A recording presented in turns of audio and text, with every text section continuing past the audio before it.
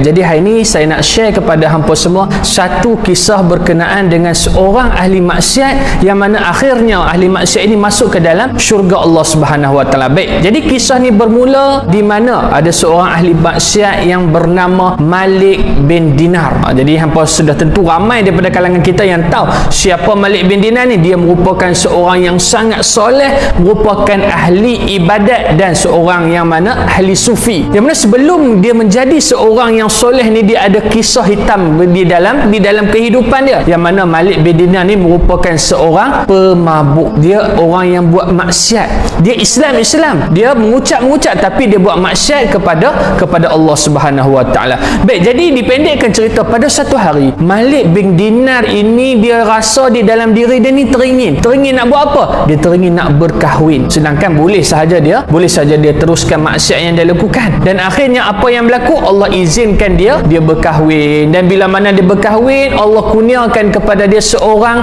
anak perempuan. Jadi bila mana biasalah budak-budak kecil kan, bila mana kita main dengan budak kecil seronok.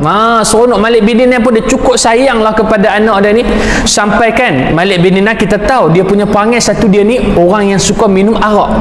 Jadi bila mana anak dia ni dah besar lah, dalam umur 2 tahun 3 tahun macam tu, bila mana Malik bin Dinar pegang saja botol arak nak minum, anak dia ni pergi ambil botol arak tu, anak dia pergi buang. Sampai kan akhirnya Malik bin Dinar boleh tinggalkan minum arak tu. Disebabkan apa? Sayangnya dia kepada anak dia tadi.